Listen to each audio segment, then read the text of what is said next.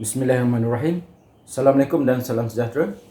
Berjumpa lagi kita dalam rancangan channel Cikgu Syafi'i, iaitu hari ini kita masuk matematik bab 7 tingkatan 2. Bab 7 itu koordinat.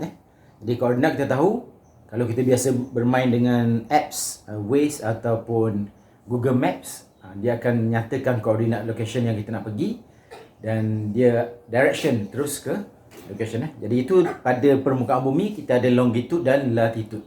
Tapi yang saya nak share ini lebih pada kertas graf lah, iaitu paksi X dan paksi Y. Kalau kita ada, jadi saya nak berkongsi hari ini iaitu mencari jarak antara dua titik. Jarak antara dua titik. Jarak antara dua titik. Okay. Jika diberi dua titik di atas koordinat, kita katakan A, koordinat yang saya beri contoh di sini adalah 1, 2. 1, 2. Ini cara menulis koordinat. Pada paksi X 1, pada paksi Y 2. Kemudian dia berjumpa dengan satu titik B, iaitu 4, 7. 4, 7. Maka soalannya, apakah jarak di antara A dan B? Okay. Kalau jarak menegak tu tiada masalah sangat. Ini jarak condong. Jarak yang condong. Jadi bila A dan B ni merupakan satu satah condong, maka kita perlu pertimbangkan paksi X dan paksi Y. Kita lukis satu segitiga untuk menghubungkan antara A dan B. Jadi di sini koordinat B adalah 4, maka kita gariskan ke bawah supaya dia bertemu dengan koordinat 4 di sini dan A di sini. Maka inilah jarak yang kita perlukan. Jadi di antara garis ufuk ni, panjangnya ialah 1, 2, 3. Panjangnya adalah 3 cm. Okay. Dan garis menegak ni, daripada 2 ke 7 ni, 1, 2, 3, 4, 5. Jadi sini nilainya adalah 5. Okay, saya beri contoh 3 dan 5. Maka apakah jarak di antara A dan B? Di sinilah kita menggunakan satu teorem, iaitu teorem Pythagoras. Dalam teorem Pythagoras, dia mengatakan bahawa jika kita ada satu segitiga tegak macam ni, okay, dan di sini katakanlah satu nilai A, ada satu segitiga tegak macam ni. Sini kita letaklah satu nilai A pada panjang sisi mengufuk, panjang sisi menegak adalah letak B, dan panjang sisi condong ni, yang paling panjang tu adalah C. Maka hubungan di antara A, B dan C ialah C kuasa 2 bersamaan A kuasa 2 ditambah dengan B kuasa 2. Okey, lagi sekali. Sisi yang paling panjang adalah C. A mengufuk, B menegak. Maka hubungannya adalah C kuasa 2 bersamaan dengan A kuasa 2 ditambah dengan B kuasa 2. Maka bila kita buang kuasa 2 ni, maka kita dapat C bersamaan punca kuasa 2 A kuasa 2 ditambah dengan B kuasa 2.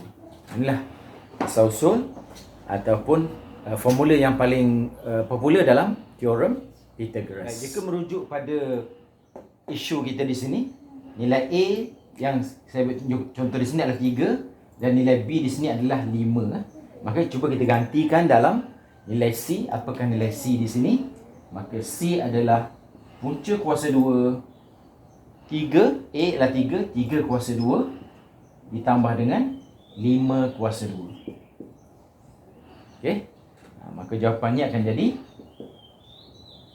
3 kuasa 2 9, 5 kuasa 2 25. 25 tambah 9 adalah punca 34. Maka jawapannya ialah C akan jadi punca kuasa 34.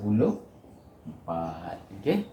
Jadi pelajar boleh tekan kalkulator untuk mencari jawapannya dalam sebutan ataupun dalam unit sentimeter. Panjang dalam unit sentimeter.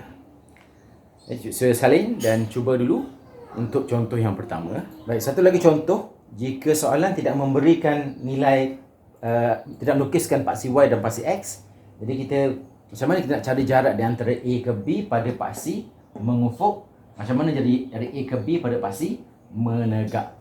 Jadi caranya ialah kita menggunakan satu rumus jarak A ke B juga teorem Pythagoras adalah bersamaan dengan di sini kita labelkan dulu A ni sebagai X1 dan Y1. Koordinat A itu sebagai X1 dan Y1. Maka koordinat B adalah X2 dan Y2. Baik. Maka dengan menggunakan X1, Y1 dan X2, Y2 ni, kita menulis satu rumus AB, bawah sikit. Jarak di antara A ke B bersamaan dengan guna teorem Pythagoras, punca kuasa 2. Jadi tadi C bersamaan punca kuasa A kuasa 2, B kuasa 2 kan. Maka nilai A kuasa 2 ni adalah nilai ni, panjang ni. Kita nak tahu panjang ni adalah X2 tolak dengan X1. X2 tolak dengan X1. Maka kita dapat nilai panjang A di sini. Okey, X2 tolak X1. Ditambah dengan untuk dapat nilai menegak B ni adalah Y2 tolak Y1. Itu beza dia.